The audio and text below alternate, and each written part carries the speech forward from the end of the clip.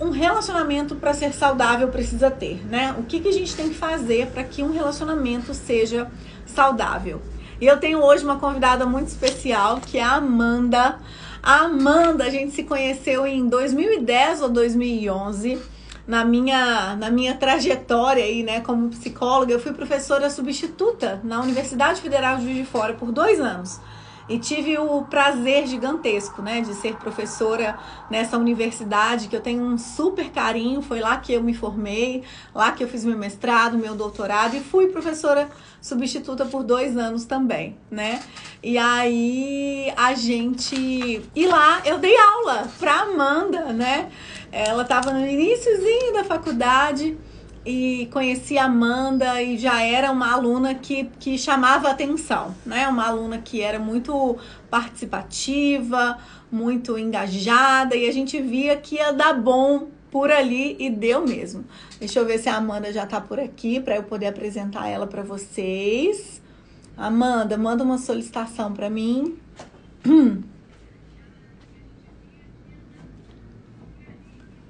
Aqui. A Amanda vai entrando, gente. A Amanda, ela é psicóloga clínica. Ela é professora universitária hoje em dia. Olha que bacana. Professora da Uninta. Mora atualmente em Sobral, lá no Ceará, com aquele povo de sotaque gostoso, né, Amanda? É a terra do sol. Uma Que delícia. Me delícia! sinto em Seja casa bem-vinda. aqui. É Eu uma cultura acredito. que tem algumas diferenças, mas é uma cultura muito familista, assim como a cultura mineira. Então, é um povo Sim. que te abraça, um povo que te acolhe. E aí foi rápida a minha adaptação aqui. Só o calor que eu ainda não me acostumei. É quente, viu? É quente, né? Juiz de Fora é bem mais friozinho, né, Amanda? Seja Sim, sim. bem-vinda. Obrigada por aceitar o meu convite, né? Obrigada por estar compartilhando aqui com a gente um pouquinho da sua sabedoria, do seu conhecimento. Gente, um prazerzaço. O coração tá assim. Tac, tac, tac, tac. Nossa, Cris, eu tenho uma admiração enorme por você. Você fez parte da minha jornada, da minha formação, não só na graduação, mas você também foi minha professora na pós-graduação em TCC. Verdade, verdade, é verdade. E, assim, sempre se destacou, né? Aquela professora linda, com um nariz impecável. Você lembra que a gente... Eu e as meninas ficávamos comentando sobre isso.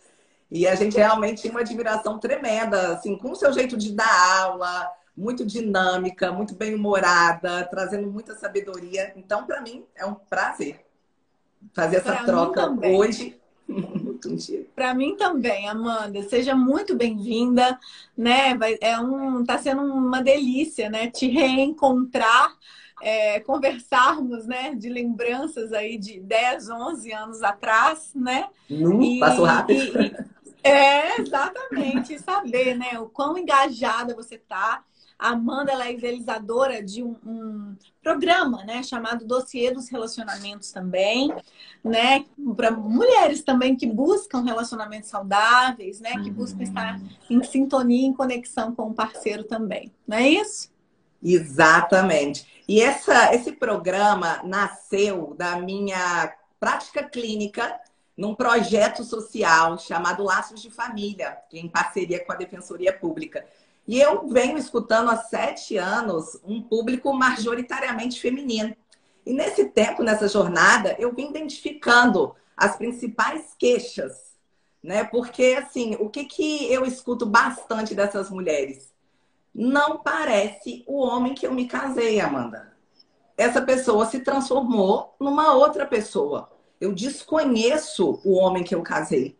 E aí, Cris, fica essa pergunta: em que momento desse percurso, do início ao final, acontece essa desconexão total, né? Esse estranhamento absoluto, porque ao final é essa impressão que eu fico, infelizmente, na maioria dos casos, né? Um estranhamento, uma desconexão. E aí, quando eu pergunto para a pessoa, mas quando é que era bom? Aí as pessoas, geralmente, as mulheres falam, só no começo.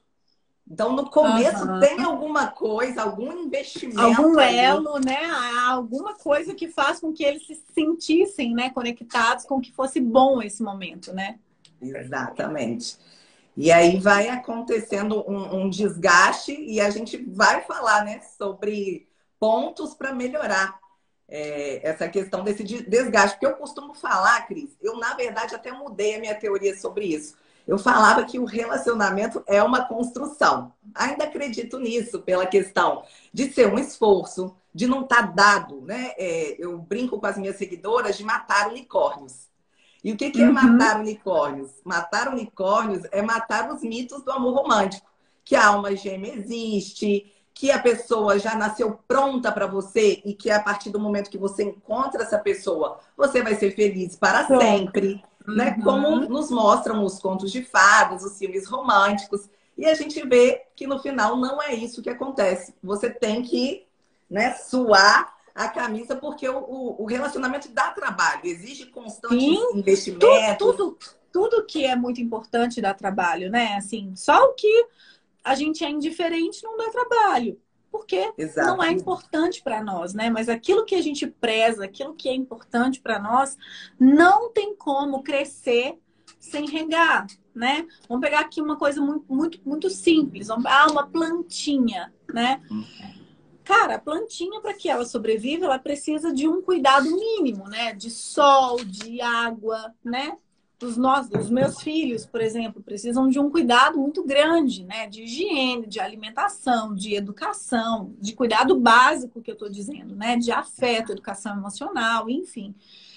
Um relacionamento, né? Tem bem isso que você diz, que, tipo assim, uma vez conquistado, encontrei o amor da minha vida, né? Encontrei e pronto, ele é meu, né? Só que não é assim que a coisa funciona, né? A gente acha que depois que tá conquistado, pronto, eu não preciso fazer mais nada, né? Acomoda. Inclusive, Cris, parece até que a gente combinou. Sinceramente, eu tô assim, até arrepiado. Porque eu ia falar exatamente isso. Eu troquei a frase, o amor é uma construção, para o amor é uma plantação. Eu ia falar exatamente isso. Porque quando que eu tive esse insight? Eu adoro plantas. E eu cuidava de um vasinho, de umas plantinhas lindas aqui, e até cantava para as plantas, para elas florescerem. Tinha uma relação assim, de mamãe de planta total. Ainda não tenho meus pimpolhos, mas em breve. Enfim, aí eu fui viajar, esqueci de colocar esse vasinho para fora, para o jardineiro que eu contratei, molhar com as demais plantas. Conclusão, eu cheguei. Então, apesar daquele investimento inicial que eu fiz na planta, ela estava seca, ela estava murcha. E aí eu tive que jogar fora. Eu falei, cara, tá aí. Você não pode parar, sabe? O seu investimento, o seu cuidado. E o relacionamento funciona da mesma maneira. Se de repente você se acomodar ali... É verdade. Ou então não adianta dar tudo de uma vez também, né, Amanda? Não adianta nada o que uma planta vai precisar de um ano de cuidado sei lá, por exemplo, 3 litros de água. Então eu vou jogar os 3 litros de uma vez e pronto, né? Também não adianta ser dessa forma, né? Se for muito intenso e tudo de uma vez só e depois não regar mais, também não vai funcionar, né? Amanda, eu já fui essa pessoa. Então eu quero ouvir essa história, mas deixa eu te pedir uma coisa simultânea, gente. Aqui no Instagram, Facebook, YouTube. E o pessoal do YouTube tá reclamando que o áudio tá com eco. O seu fone de ouvido tá no computador? Tá no computador. Tá no computador. Então tá tudo certo? É isso? Então vamos lá. Vamos aproveitar que a gente parou aqui. E eu quero pedir para que vocês que estão aqui na live agora enviem o nosso aviãozinho aqui para pelo menos 3 pessoas, tá? Eu ia falar 5, mas aqui eu tô dizendo 3 pessoas, porque esse assunto, gente, de relacionamento é um assunto de utilidade pública. Não tô brincando, tá? Não tô fazendo jabá aqui para nossa live, né? Mas é muito difícil vocês encontrarem psicólogos falando sobre relacionamento. A nossa formação, ela é muito voltada para uma psicologia clínica individual, né? Para psicologia organizacional, para psicologia escolar. A gente não tem, eu não tive, eu tenho certeza que a Amanda também não, né? Porque eu fui contemporânea como professora ali na graduação dela. A gente não tem formação específica em terapia de casais, por exemplo, né? Então, é muito importante, né? Isso aqui que a gente está conversando é realmente um assunto de utilidade pública. Então, por favor, manda um aviãozinho para pelo menos 3, de Por preferência 5 favor, pessoas minhas para seguidoras que estarem estão aqui com a aí, gente. façam o mesmo. Vamos divulgar, vamos transbordar esse conhecimento bacana para as pessoas. Porque é isso, né? Na escola, a gente aprende matemática, a gente aprende português, mas a gente não aprende sobre relações humanas. A gente leva as relações humanas como se fosse algo intencional. Tá, pode até ter uma parcela de intencionalidade, mas tem que ser proposital também. Por isso eu acho a sua iniciativa tão bacana, Cris, porque eu acho que tem duas formas da gente melhorar as relações. Por meio do autoconhecimento, aí talvez um processo terapêutico, enfim, existem formas de chegar nisso. E também do conhecimento que você adquire através dos estudos, através de cursos, né? Através de missões. Olha, eu posso dizer por mim, porque o meu relacionamento deu um salto depois que eu comecei a estudar sobre questões de Sobre casal, terapia de relacionamento, casal. com E sobre certeza. O meu relacionamento. também. O meu Então, também tem um eu conteúdo aprendi tudo. exclusivo preparado, inclusive, sobre isso. Um pouquinho da minha história, né? Da nossa história como casal também, meu e Thiago, e do quanto a gente evoluiu, né? A partir do momento que eu comecei a investir mesmo nessa questão do conhecimento do casal. Mas, Nossa, Amanda, isso é nosso muito assunto potente. aqui nosso assunto são os 10 pontos fundamentais para um relacionamento saudável. Vamos lá, manda bala no primeiro? Não. Pronto. Primeiro ponto. Ah, você quer começar, Cris? A gente não combinou. Não, eu quero que Cris? você comece. Vamos lá, os convidados primeiro. Ah, obrigada. Ó, o primeiro ponto que eu coloquei foi afinidade. Aí eu penso na metáfora do rádio. As pessoas que se unem, elas têm que estar numa frequência parecida. Eu não estou dizendo aqui para você aprisionar a pessoa no seu ponto de vista, não. Mas tem alguns valores basilares que você precisa verificar se combina com o seu. Vamos supor que você queira muito ter filhos e de repente namora uma pessoa que abomina essa ideia. Vamos supor que você queira crescer, queira melhorar de vida, profissional, de grana, e aí tem uma pessoa acomodada do seu lado. Vamos supor que você ame viajar e a pessoa é totalmente caseira. Então, tem alguns pontos, né, que realmente distanciam e fica mais difícil dar certo. Então, a afinidade com valores básicos, eu diria, com valores basilares. Eu tenho uma história que eu sempre conto de uma paciente minha que ela fez medicina com o sonho de ser médica sem fronteiras, né? Trabalhar na África com população miserável mesmo. Esse era o sonho dela, né? E aí ela começou na faculdade, encontrou um rapaz que fazia TI, um americano que era como é que fala? Naturalizado, né, brasileiro, e que o sonho dele era ser TI, trabalhar com tecnologia da informação no Vale do Silício. Consegue entender como que eram pontos de vista, não nem pontos de vista, mas eram sonhos, perspectivas muito importantes para cada um, né? E muito antagônicos, né? Ou ela iria para o Vale do Silício com ele e ficaria muito infeliz de abrir mão do sonho da medicina, ou ele abriria mão de ir para o Vale do Silício e iria para a África em missão com ela, por exemplo, né?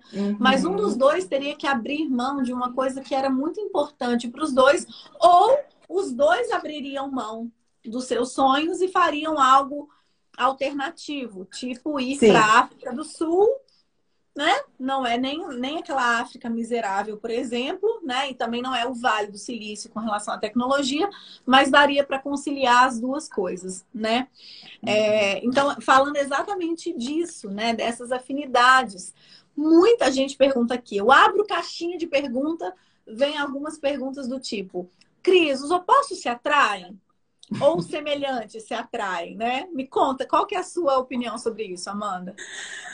Cara, nossa senhora, pode acontecer dos opostos se atraírem, mas eu acho que o esforço para fazer acontecer vai ser muito maior, implicando num custo um pouco mais alto, sabe, Cris? Essa coisa que você falou, alguém vai ter que ceder, né? Vai ter que ceder mais do que se tivesse sintonizado com o parceiro, e aí, de fato, assim, o custo vai ser mais alto.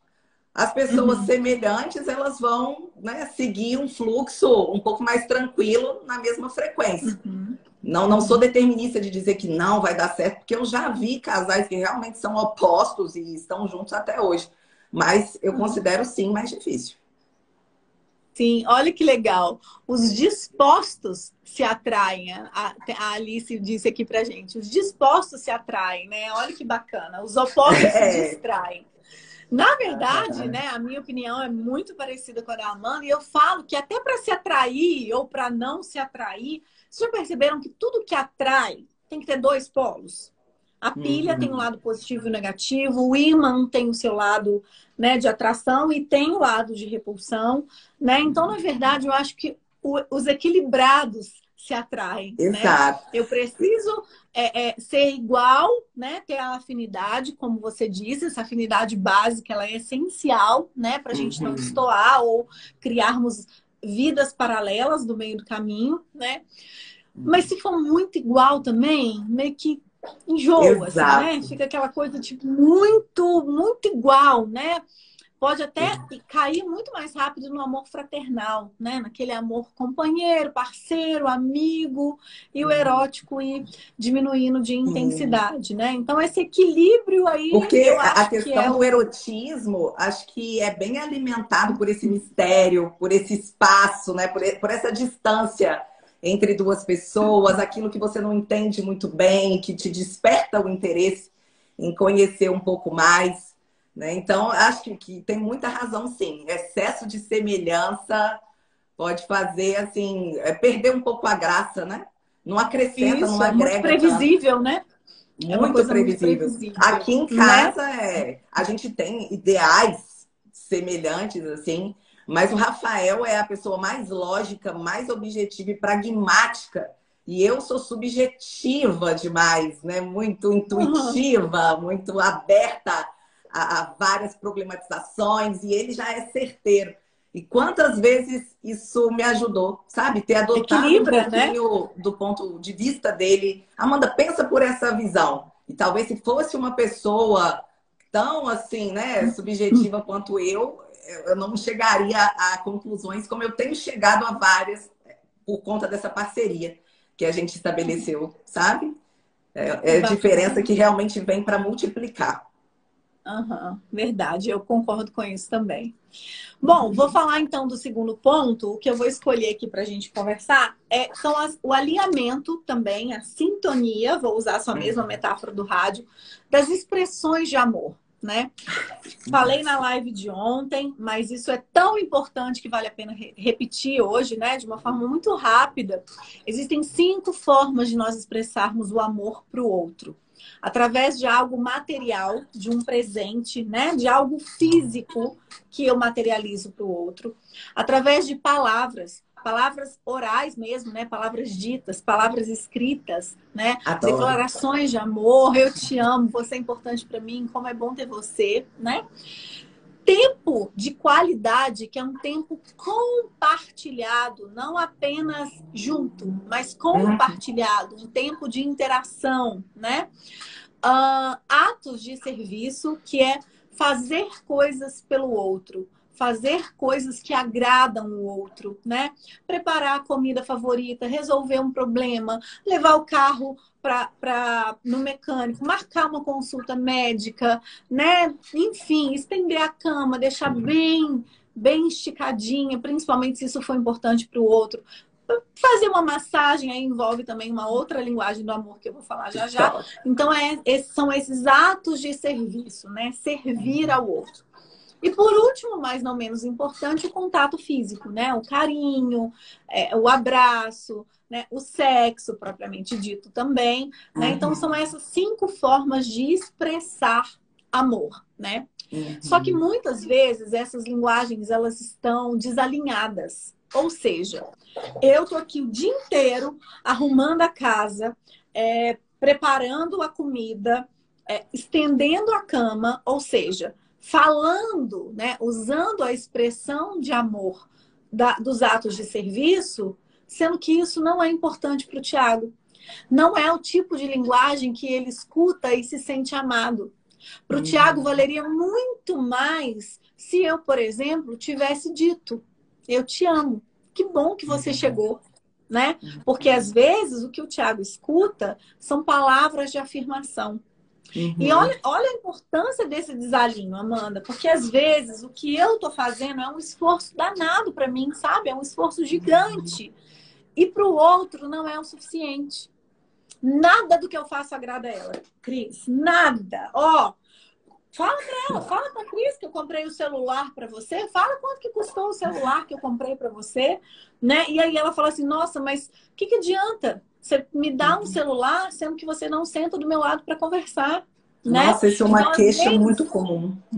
exatamente. E é um desalinho nas linguagens do amor, né? Um desalinho nas expressões do amor.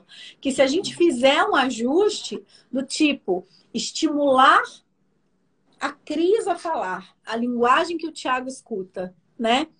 E estimular o ouvido do Tiago para entender amor da forma como a Cris fala, provavelmente o Tiago vai se sentir muito mais amado pela Cris e vice-versa, né? Muitas Eu chances. estimulo os meus ouvidos para entender amor nos presentes do Tiago, por exemplo, né? E o Tiago aprende a ter mais oralidade, né? A falar mais as expressões de amor que eu escuto, a forma como eu me sinto amada, né? Então, para mim, um relacionamento saudável é um relacionamento onde as duas partes buscam, né, esse alinhamento das linguagens do amor, das expressões de amor. Até pega um pouquinho no terceiro ponto que eu ia trazer sobre a reciprocidade. Porque você tendo essa clareza sobre a linguagem de amor sua e a do seu parceiro, o reconhecimento da reciprocidade se torna possível, né? Porque às vezes a pessoa ela está te devolvendo o afeto, mas não em presente, em toque, em ato de serviço. Mas você não está com aquele sentido apurado para isso, aí tem toda uma questão de bagagem, né?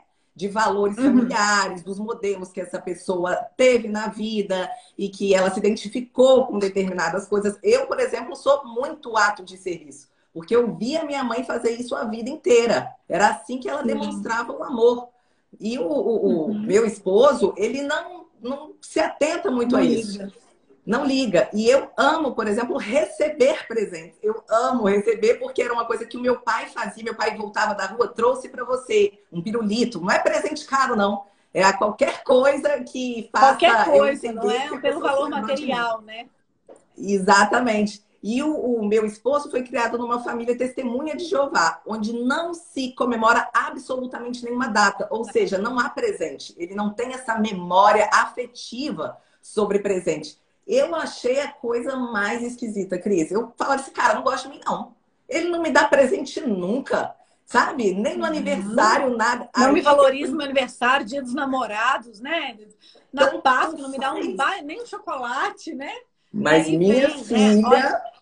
Olha, a psicoeducação é real, tá? Porque hoje faz todo ele me dá sentido. presente em todas as Porque datas. ele Ele sabe que é sabe. importante para você, né? É isso. Isso é realinhar as linguagens do amor, né? É explicar para o Rafael, olha, para Amanda é muito importante materializar o amor, porque foi assim que ela aprendeu, né? Na manifestação de amor do pai dela.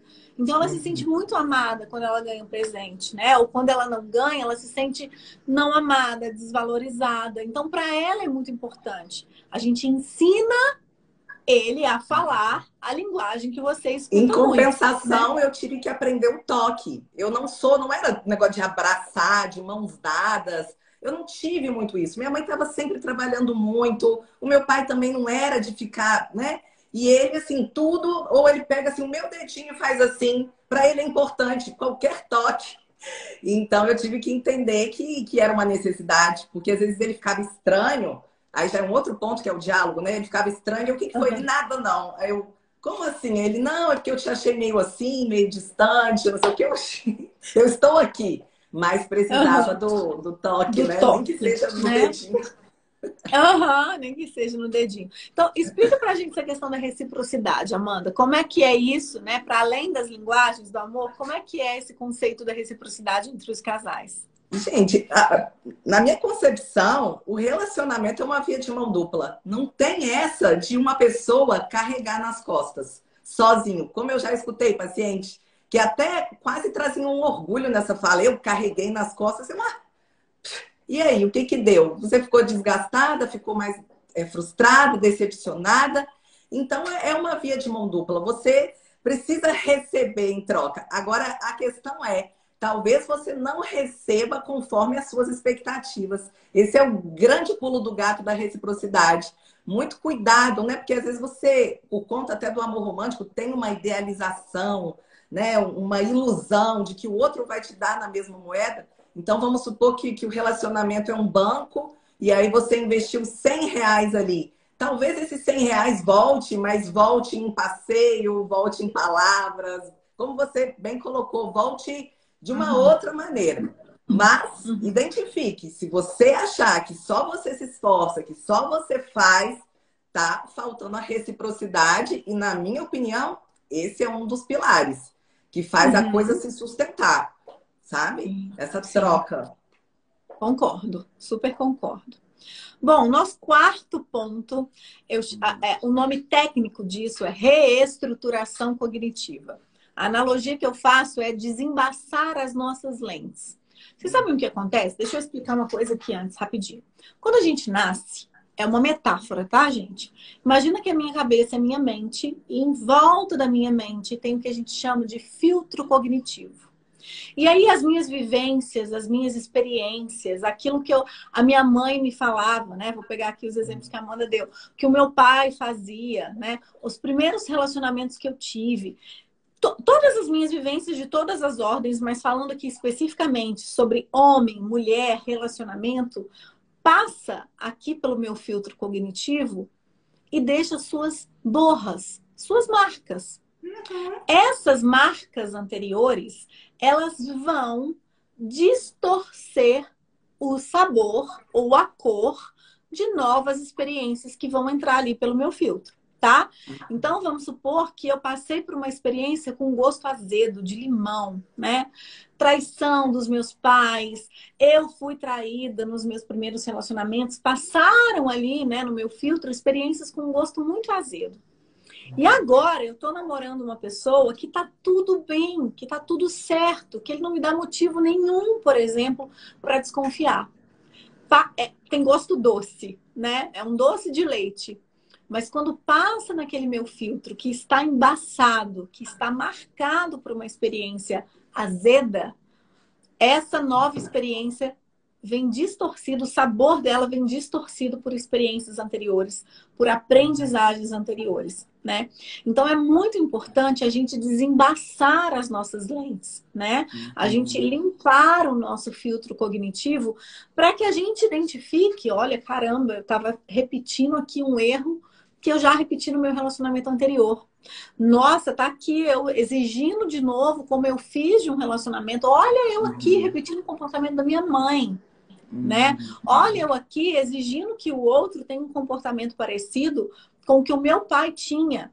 Ou completamente diferente, né? Antagônico do que o meu pai tinha, né? Então é muito importante a gente identificar essas lentes, né? O quão embaçadas podem estar essas lentes e fazer mesmo, né? A limpeza dessas lentes para que a experiência nova que eu estou adquirindo, ela seja o menos contaminada possível por experiências anteriores. Excelente, Cris. Eu já vi relacionamento acabar porque a pessoa entendia o amor no caos. Por conta dessas experiências prévias, né? O que ficou marcado para ela era que o amor era uma oscilação muito grande, brigas, gritaria, loucuras. E quando ela encontrou um amor tranquilo, ela não deu conta. Aquilo ali ficou como estrangeiro para ela. Ela não identificou, ela não soube fazer a leitura.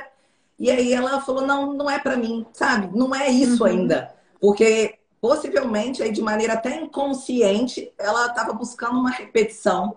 Né? Porque é um vício mesmo do nosso sistema de valores buscar aquilo que a gente foi ensinado, que a gente tem familiaridade. Você né? sabe Então que já vi pessoas se eu vou. sabotarem muito. Sim, com certeza. Sabotarem Esse é o muito. assunto, ô, Amanda, da live de amanhã. A live de amanhã se chama Como os Nossos Pais. Vícios emocionais. A gente vai falar exatamente disso, né? De relacionamentos que a gente tem como modelo e que acabam enviesando a nossa forma de nos relacionarmos hoje. E o que são vícios emocionais? Vocês sabiam que grito causa vício cerebral, como se fosse uma substância? Quando a gente grita, a gente libera uma substância, a gente pode ficar viciada nessa substância. Por isso que muitos relacionamentos são na base do grito, por exemplo, né? Por isso, como você disse, essa sua conhecida ou paciente, né? Ela era viciada em conflitos, né? Porque era assim que ela entendia amor e muito provavelmente tinha um vício emocional mesmo, né? Quando a gente Nossa, tá... posso até contar um vício emocional que eu Claro. identifiquei, me usar. Quando acontecia alguma desavença, algum equívoco entre eu e o Rafael, ele ficava mudo, quieto. Aí um dia, 2 dias, e aí eu falei, pra que isso, né? Eu vou desarmar, porque eu não tô acostumada com isso. Isso lá no início, tá, gente? A gente já tá há 7 anos juntos.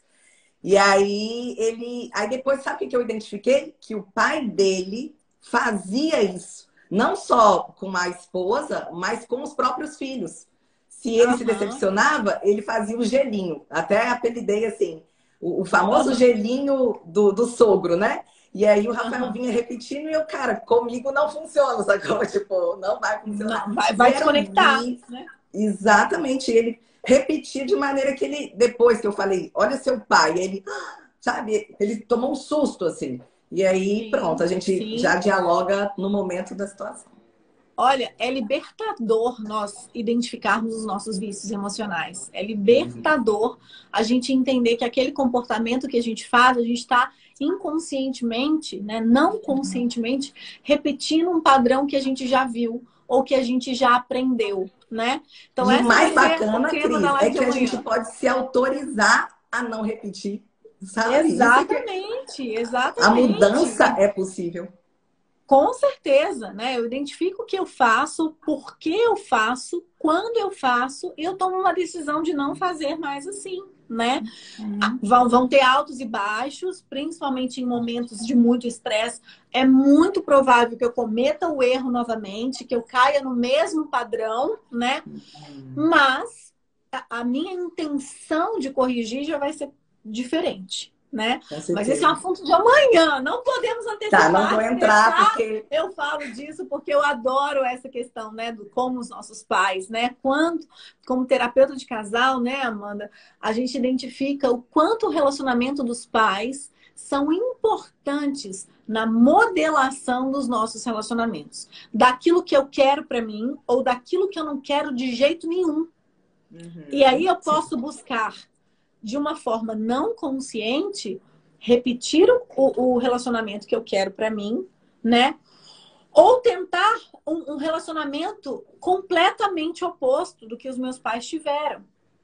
Só que, de certa forma, e aí o problema é que eu não aceito nada que me lembre o relacionamento dos meus pais. tudo ou nada, 880. O tudo ou nada, o 880. E aí vem um monte de problemas com relação a isso, mas a gente conversa porque na live até de amanhã. recebo pergunta assim, os pais do meu namorado foram infiéis um com o outro, ele vai ser comigo?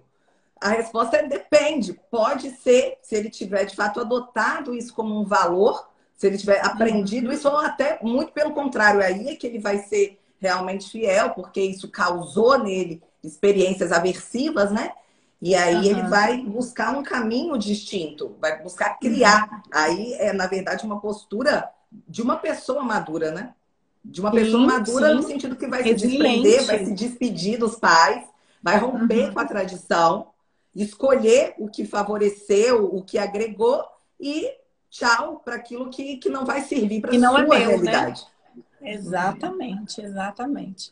Amanda, nosso quinto ponto, o que você trouxe para nós? Eu coloquei o diálogo. Tem uma frase célebre que fala: case-se com alguém que você gostaria, que você gosta de conversar, porque no final das contas é isso que vai restar. Então, eu me lembro antes da pandemia de ficar bastante angustiada, ao presenciar casais em restaurante, em festa, absolutamente mudos, sabe? Um passava a noite com o outro sem trocar. Então, para mim, o diálogo é sobre isso, é sobre trocar, é sobre você acessar a parte íntima do outro. Nossa, por meio do diálogo, a gente consegue resolver muitos problemas. E aqui não é romantizando o diálogo, não. Tá? No sentido assim, tem algumas coisas que realmente vão ficar sem resposta, que realmente não é a hora de você entender, mas o diálogo aumenta as chances nessa troca, você de fato ser honesta e verdadeira com as suas necessidades, expor isso, evita muitos conflitos, muitas Com brigas. certeza, com certeza. A comunicação não violenta, né, Amanda? Às vezes tem uma piada, quem já me segue aqui já ouviu com certeza, que o Papa estava na porta do Vaticano e aí passou uma moça bem bonita, sabe? Boazuda, assim, toda. E deu uma piscadinha pro Papa. Aí subiu o capetinha, né? E fez assim para ele: Papa Francisco! Papa! Né? Aí subiu um anjinho e falou assim para ele: Papa Francisco! Papa Francisco! Os dois falaram exatamente a mesma coisa, né?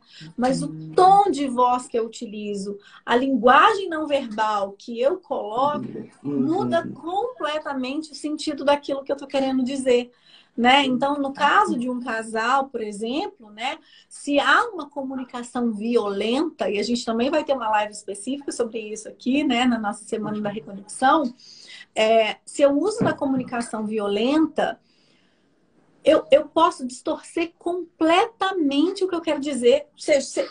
Né, as meninas aqui na live já passaram por isso, tenho certeza absoluta, de reclamarem de alguma questão, de algum ponto. Olha, amor, nossa senhora, lá na festa eu me senti muito assim, assim, assado. E o outro entende completamente diferente do que você quer dizer. Sim, Transforma num outro problema que você fala assim, gente, mas não é disso que eu tô falando, não, né?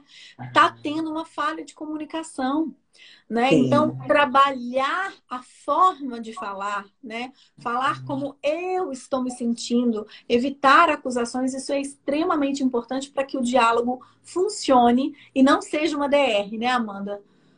Porque o diálogo, né, Cris? Eu penso assim que a postura do diálogo é uma postura de abertura. Se for para você impor o seu ponto de vista, você está falando sozinho, né? Você parte do pressuposto que o outro tem que aceitar aquilo que você está falando, que o outro tem que entender e tem que acatar. É uma postura autoritária, realmente bloqueia.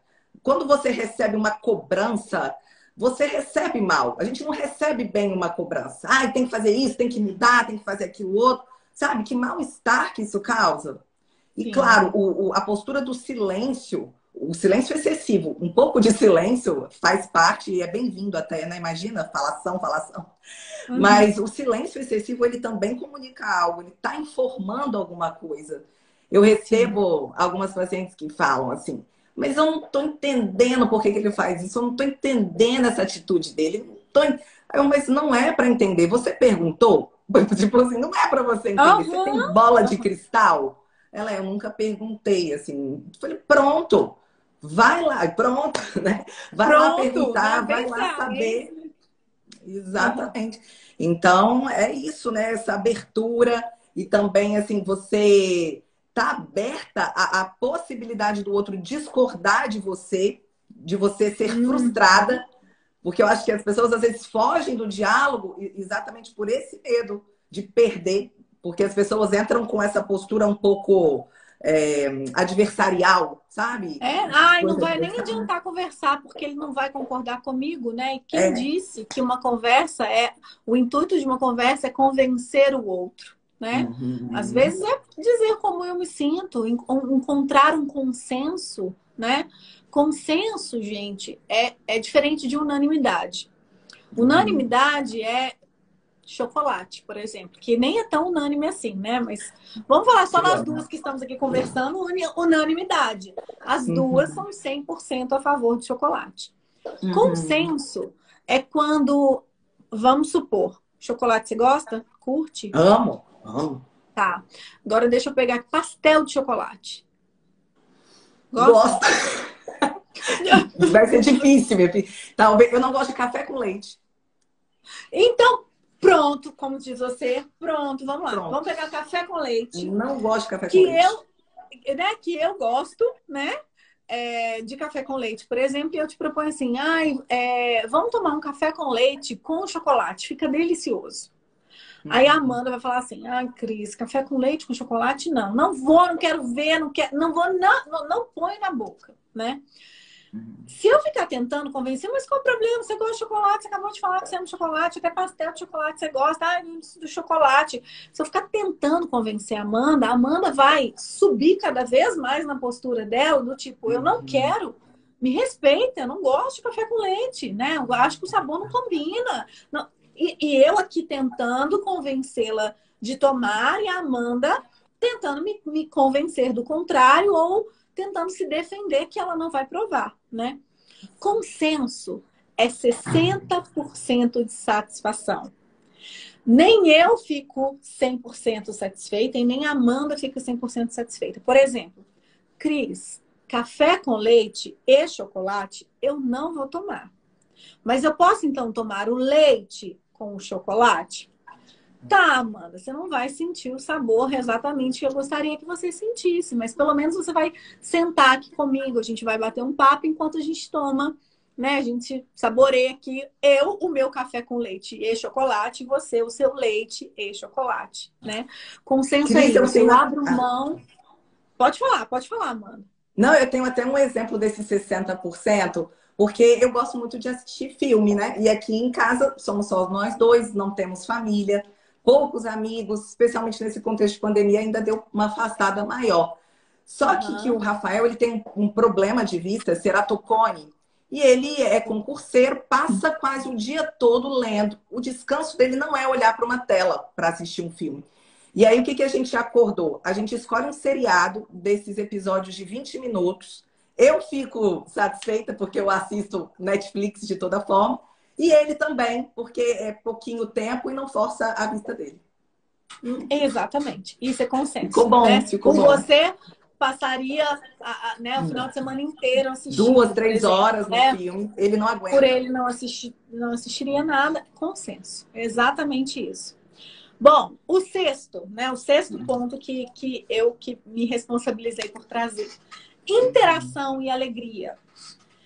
Com o passar do tempo, gente, né? A gente é aquela coisa lá do início. No início a gente se divertia com tudo, né? No início a gente ia comer um pastel e era super divertido, era extremamente prazeroso. Agora a gente já não faz mais nada juntos, né?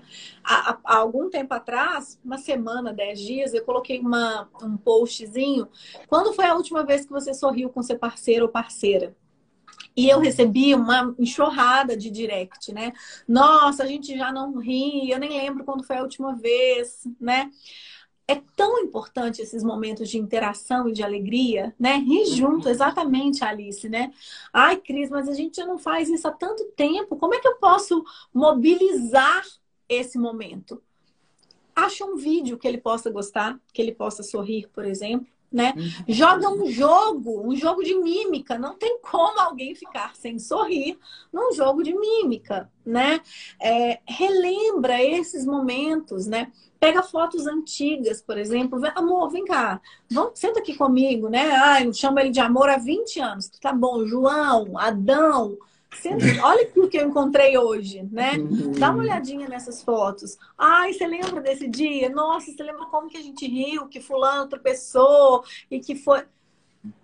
Né? Propiciar, pelo menos tentar motivar e mobilizar esse momento de interação e de alegria. Lembrando de coisas engraçadas, mostrando um vídeo engraçado, contando uma piada nova que você escutou, né? Chamando para um filme de comédia. Tem um tempão que a gente não ri bastante, né? Deixa eu pegar aqui uma indicação de uma comédia legal para a gente assistir juntos, né? Então, esse momento aí, ele é muito importante porque ele causa muito essa reconexão do casal. E os casais que têm muito isso, né? Que tem muita interação e muito momento de alegria, são casais que têm um relacionamento harmônico, né?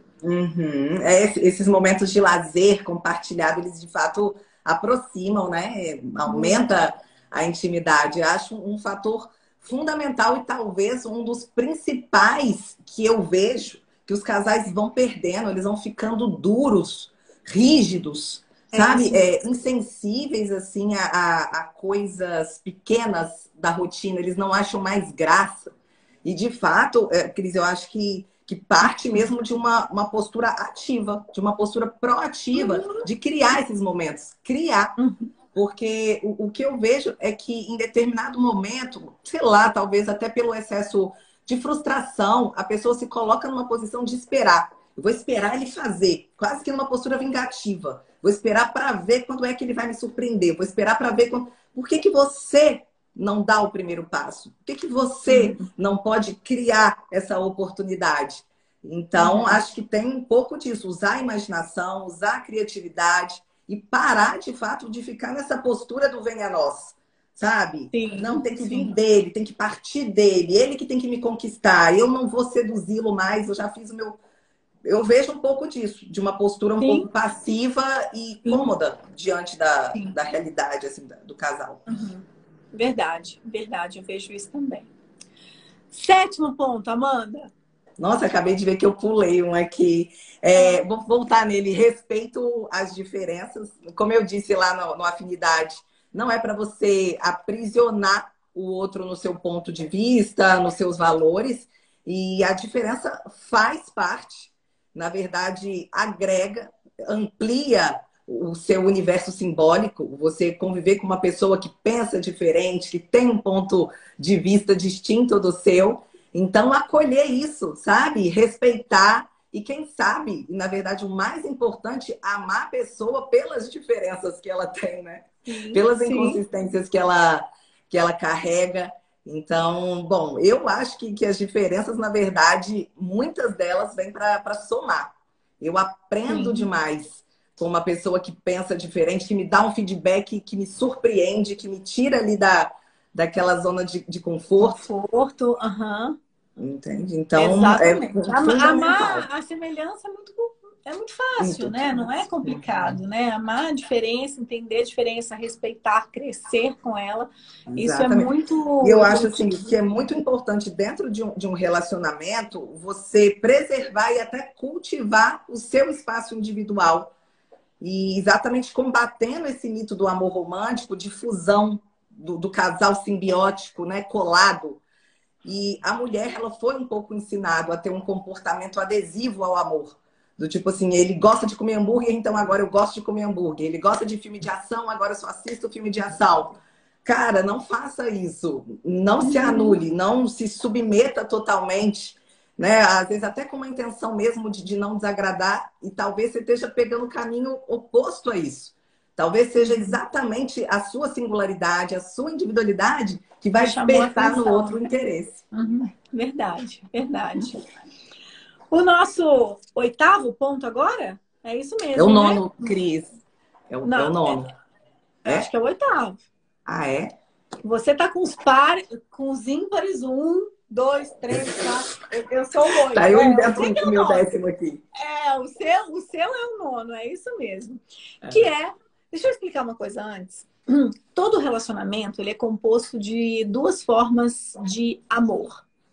O amor fraterno, que é um amor companheiro, um amor parceiro, um amor gratidão, um amor cumplicidade, um amor companheirismo, né? Um amor carinho.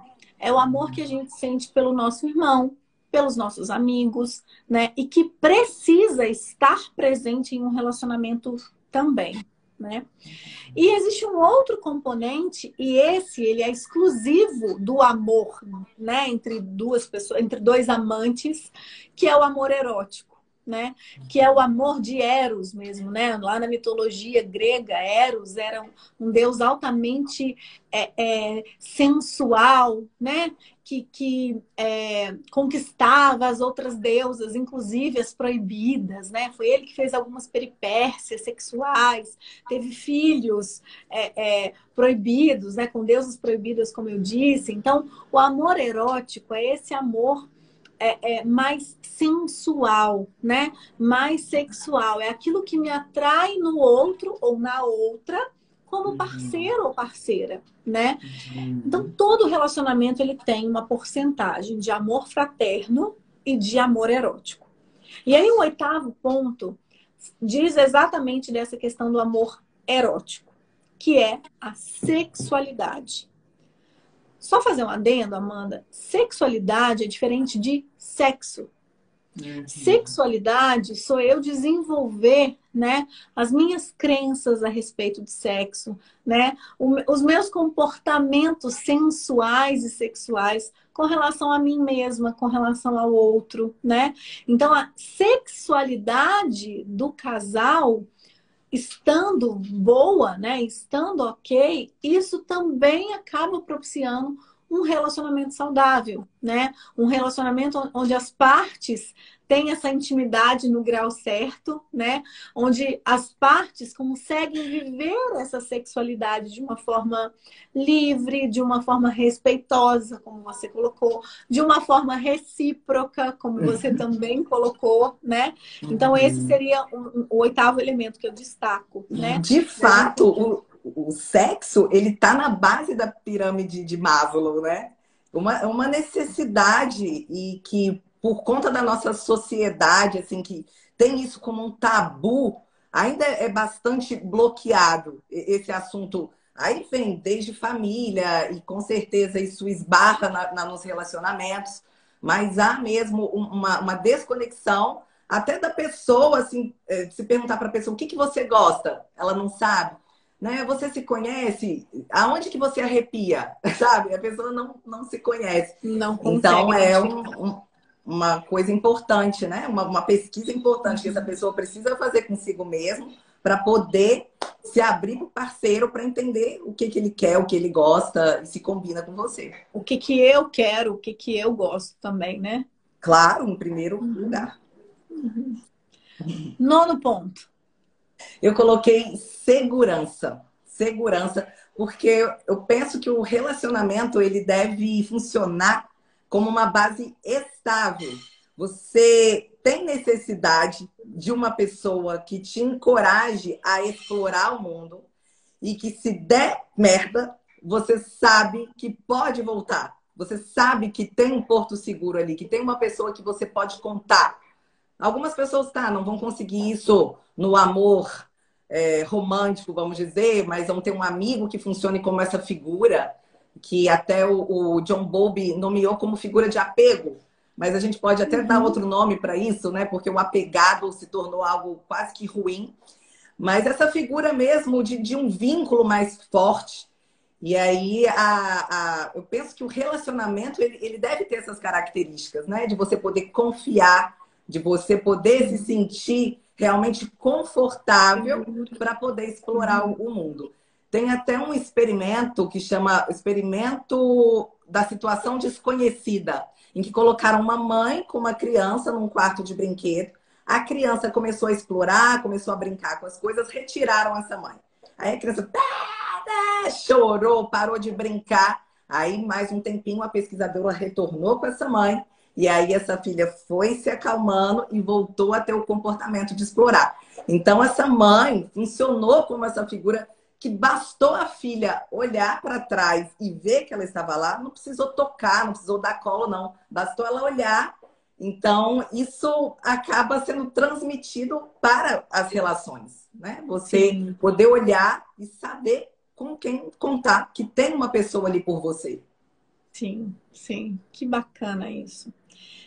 Amanda, antes do 10º ponto, né, do nosso último ponto de hoje, vamos fazer aqui, eu vou desligar os comentários, só para você aparecer bastante, para a gente fazer foto. Momento foto, gente, faz print para nós, marque a gente, tá? Quem me marcar, eu vou repostar todo mundo que me marcar aqui no print, então, vamos lá. Bem bonita, Amanda. Foi? Tentaram? Então marquem a gente, tá? O arroba da Amanda tá aqui direitinho também. Eu queria Se vocês tiverem agradecer perguntas... uma amiga que tá aí, Alice. Nossa, Alice estudou comigo na escola, João 23. Ela tá sempre comentando aqui. Obrigada, Alice, pela Lindeza, eu vi, participação. super interagiu aqui na Obrigada, live. Gabriela Parente. Nossa, que legal. Gente, quanta gente. Mãe, chocada. Bacana. Delícia, né? E Delícia. o último, mas não menos importante, por ter ficado para o final, ajustes constantes. É aquilo que a gente começou a live falando, né? E é o nosso último ponto aqui que a gente vai fechar a live falando também. Gente, é uma plantação. Vou pegar aqui as palavras da Amanda, né? Não adianta colocar 3 litros de água para a planta de uma vez, né? Vai afogar a bichinha, ela vai morrer, vai sufocar. Não é assim que a gente cuida, né? O cuidado, ele precisa ser gradual e constante. Os ajustes são necessários o tempo todo, né? Eu estou junto com o Tiago há 15 anos. Temos 10 anos de casamento, né? É óbvio que até hoje nós precisamos fazer ajustes. É óbvio que de vez em quando a gente tem uns arranca-rabos. É óbvio que de vez em quando a gente se desconecta. E aí, né, parte de nós, né? Opa, desconectamos, né?